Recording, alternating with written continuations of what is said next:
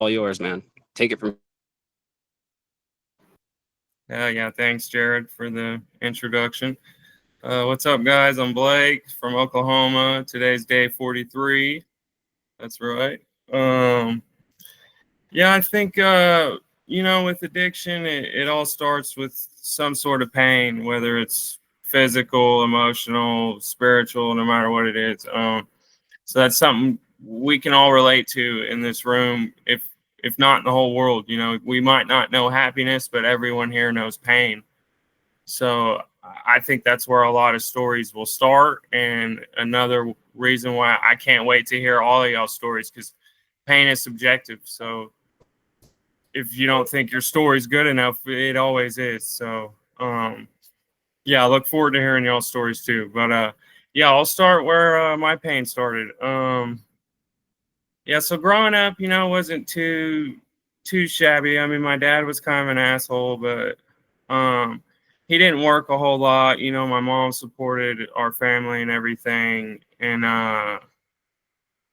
all that good stuff. So by the time I was 9 or 10, she was diagnosed with MS, which is multiple sclerosis. You get like lesions in your brain, for those that don't know. But she's been lucky enough to where it hasn't accelerated so much. Like some people end up in a wheelchair, but she's not good, but she's good as far as that goes. Anyway, she was diagnosed with that. So at the time, she couldn't work a whole lot, and as I said, my dad didn't work at all. So when that happened, he just got real stressed out, I guess. I don't know. And just kind of, before I get into that part, my family has a history of mental illness, especially on my dad's side. Just a lot of trigger warnings here for other substances, drugs, suicide, shit like that, which is where I was going. A lot of suicide on my dad's side. Like my grandpa committed suicide. His dad committed suicide. Just everybody on my dad's side has got something wrong with them, bipolar. And then I'll get where he's at. I'll get there. But so back to that, she got the MS, couldn't work. He just didn't want to work. At this point, he's just stressed out, losing it. Kind of at the at that time, it kind of started with like he would take like hour-long showers and just talk to himself. Wouldn't go anywhere without his shoes, just weird shit like that. And after after all that, he just really started losing it, talking to himself, shit like that, like thinking, he's got psychosis of some sort. And so my mom ends up leaving him and getting a divorce. He moves in with my grandma, who lived just right around the corner or whatever. At this point, they're divorced. I had already smoked weed. So this was age 10. After the divorce, I was already smoking weed pretty regularly. But so he's over there at my grandma, and I'll probably rush through some of this, but he's over at my grandma's or whatever, just not getting any better, just worse and worse as each day goes by. Hanging up brown paper bags in every corner of his room because he thought people were spying on him. Just insane shit. And then it gets to the point, where I don't know if I don't really want to get into that, I guess, but he had something out for my grandma, I think. And I would always go to my grandma's all the time, every weekend. I would be there. She'd rent us a video game. Like I grew up very close to my grandma. And so I would, I'll just skip here. This was Christmas break, and I was there, staying there and everything. And my dad, he's completely lost it. New Year's Eve, we're all, chilling, doing your normal celebrations. I go to sleep. I wake up probably 5 a.m. to hearing my grandma screaming.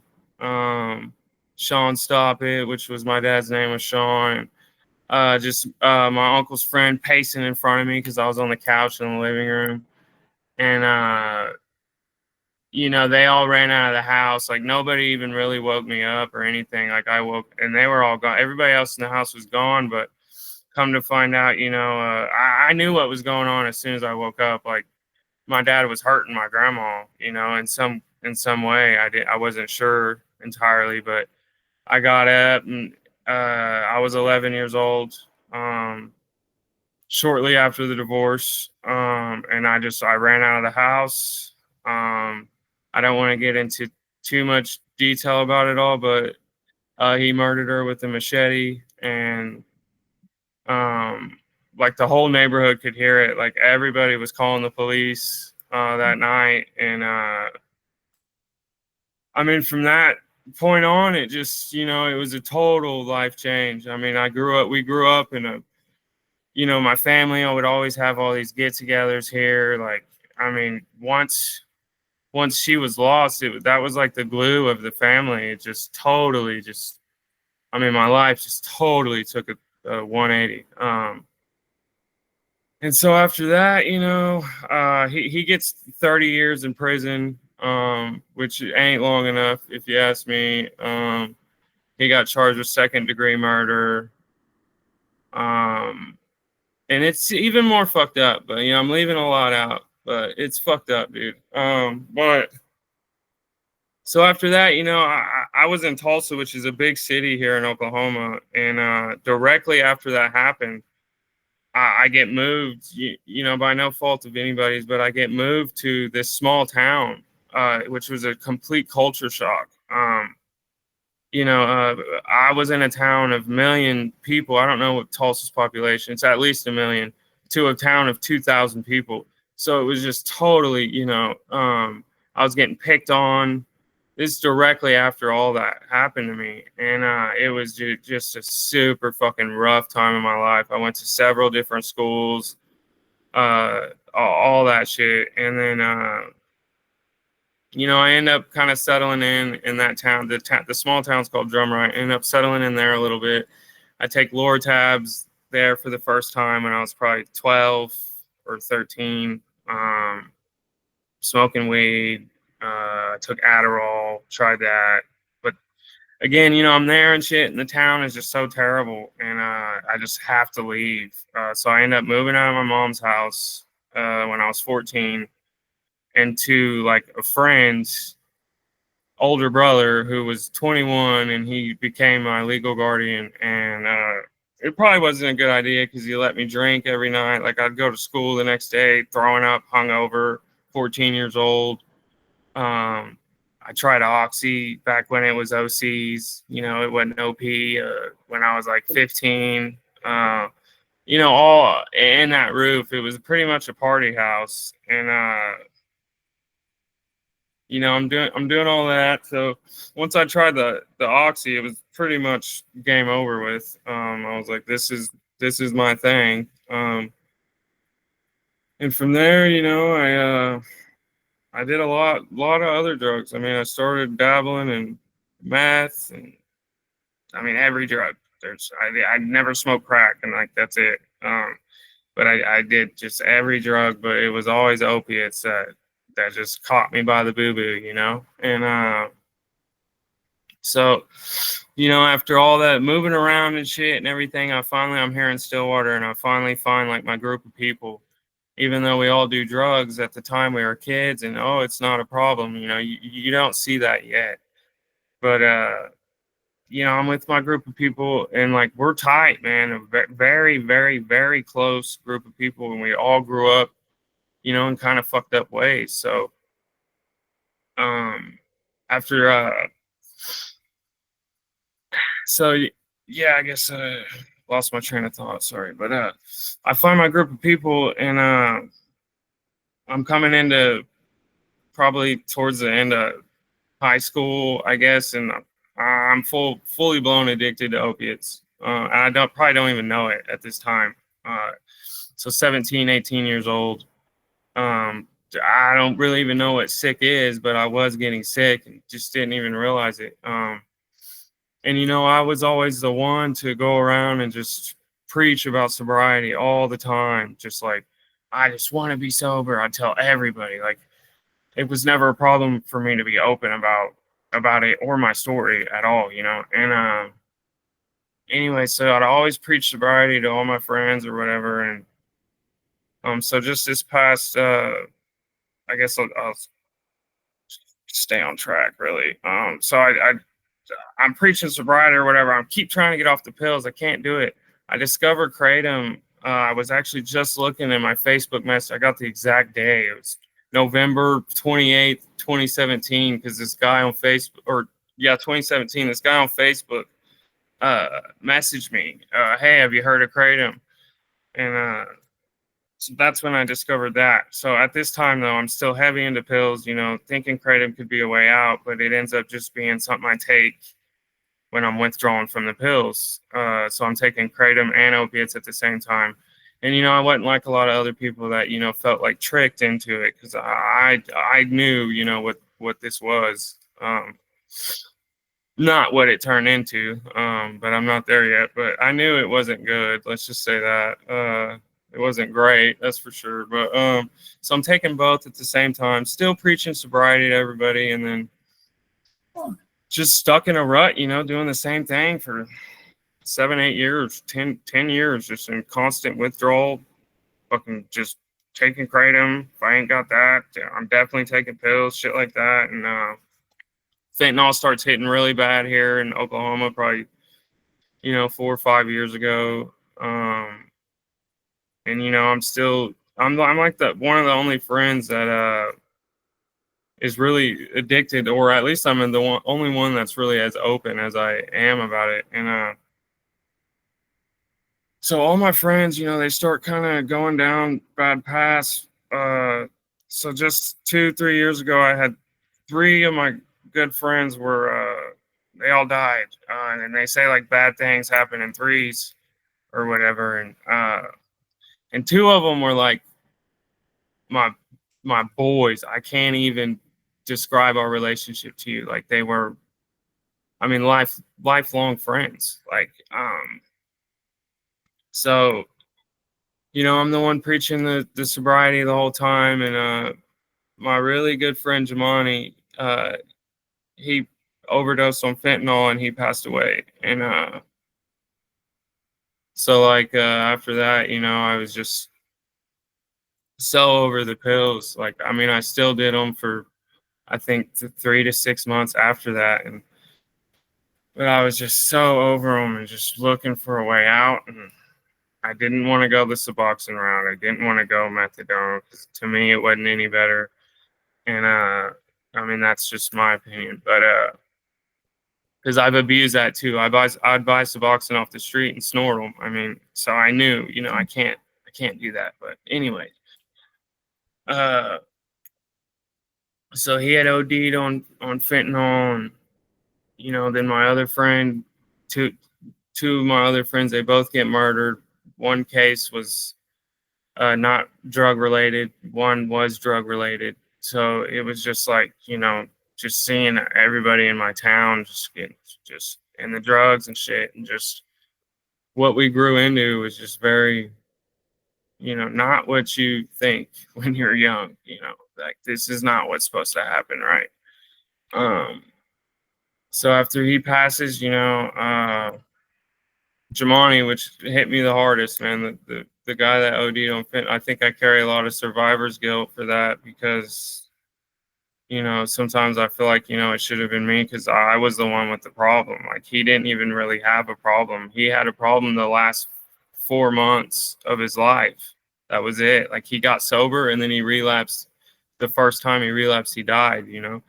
And you know, it fucks me up to this day. It was 3 years ago, but I'm still not over it. And so you know, I hop on the kratom, uh, you know, full time. I'm taking, in the beginning, probably ounce a day. I'm on the powder at this point, and it's toss and wash, where I take it like a shot of alcohol is the best way to put it. You know, I get a little drink, drop it, drink it, and it's sick as fuck. You know, I throw up and be like, oh, I gotta take more. You know, same story as everybody else. And it took probably a good year and a half for it to really spiral into where I just was feeling just hopeless. For me, it was the anger, like just intense anger. I smashed three of my phones. Like, and I don't do that, like I just smashed my last, this before I was sober 2 months ago. I smashed my phone again, and just shit like that, man. So, I quit, and then I quit by myself though, and I quit for a month, and this was a year ago.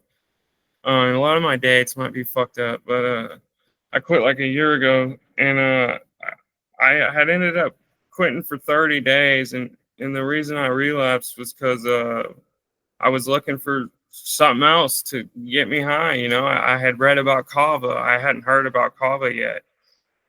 And so I'm like, oh, kava. So I start, I call this head shop in town, and I'm like, hey, do you guys carry kava? And they're like, yeah, we got kava. It's like a shot. I'm like, okay, cool, man. I'll be there. I come up there.